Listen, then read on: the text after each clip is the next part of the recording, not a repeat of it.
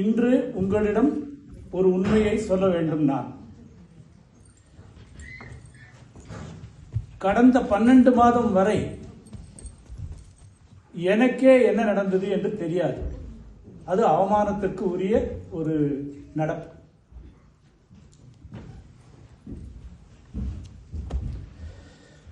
முப்பத்தி 4 வருடங்கள் கேன்பராவில் இருந்து, அதற்கு முன்னால் 24 வருடங்கள் இந்தியாவில் இருந்து வந்த பிறகும், பெரிய இங்கு படித்து இங்கு வேலை செய்து விட்டேன் என்ற இருமாப்புடன் இருந்தும் மே 18 என்ன நடந்தது என்று எனக்கு தெரியாது. 12 மாசம் வரைக்கும் முன்னால் நான் இதற்கு பின்தொடர்ந்து பார்க்கும் பொழுது, நேற்று இரவு ஒரு 13 வீடியோ பார்த்தேன். யூடியூப் பலவிதமான வீடியோ. 1983, 56, 74 பின்தொடர்ந்து நடந்த சில நிகழ்ச்சிகள்.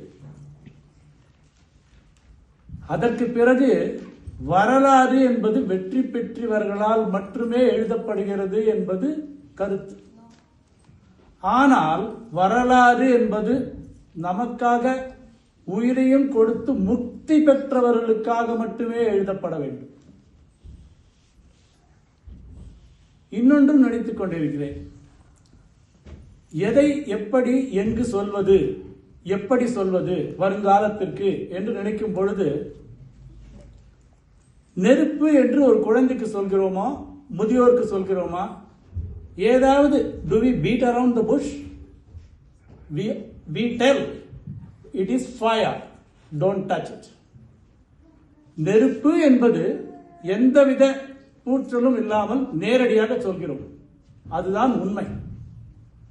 அதே போன்று அன்று என்ன நடந்தது என்பதை ஒரு முறைக்குள் உண்மையைத்தான் நாம் வருங்காலத்துக்கு சொல்ல வேண்டும். அதை யார் எந்த தருணத்தில் தடுத்தாலும் நாம் அதற்காக முயற்சி பண்ணுவதில் தவறே இல்லை. தவறு எது என்றால், நான் பண்ணினது இதுவரை தெரிந்து கொள்ளாமலே இருந்துவிட்டு இதுதான் தவறு. இதற்கு உண்மையான மன்னிப்பு கேட்டுக்கொண்டு ஒரு தனி ஒனி மனிதனாகவும் ஒரு தாத்தாவாக இங்கு இருக்கிற 4 வயது பேத்தியுடன், எனது பேத்தி என் கூட வந்து என்ன நடந்தது என்று கேட்டால் எவ்வாறு நான் சொல்லுவேன்? என்ன தகுதி இருக்கிறது எனக்கு சொல்றதுக்கு? அவ்வாறு நான் 12 மாதமாக நினைத்துக் கொண்டு வந்தேன். இங்கு உள்ள பலவிதமான ஸ்ரீலங்கன் தமிழர்கள் எனது வெரி க்ளோஸ் நண்பர்கள். பட் அப்படி இருந்தும் என்றுமே ஒண்ணுமே தெரியாம இக்னோரண்டா இருந்துட்டேன். இது தப்பு இல்லையா?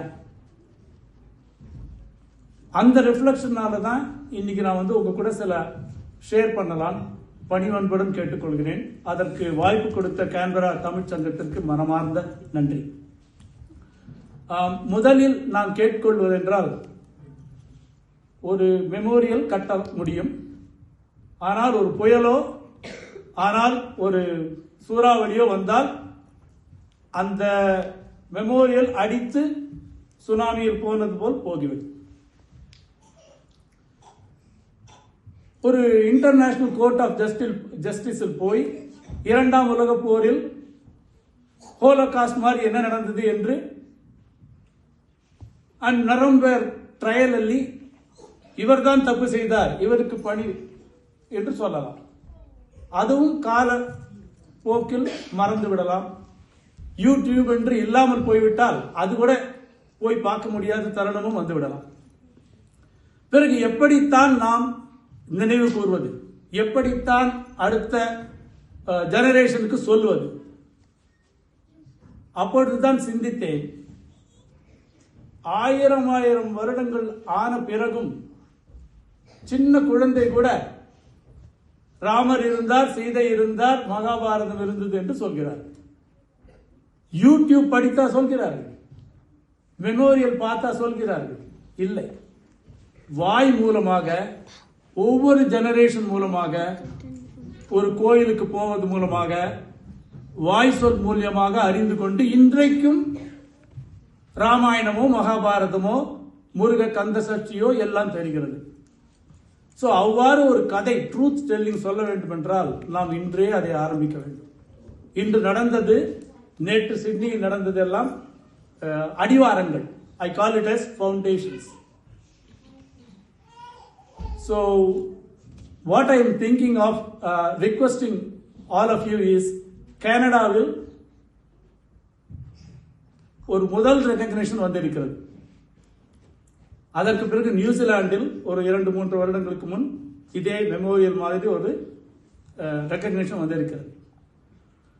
நாம் என்ன, அட்லீஸ்ட் நான் என்ன நினைக்கிறேன்னா, I brought an ANU student who is our North Indian student with me.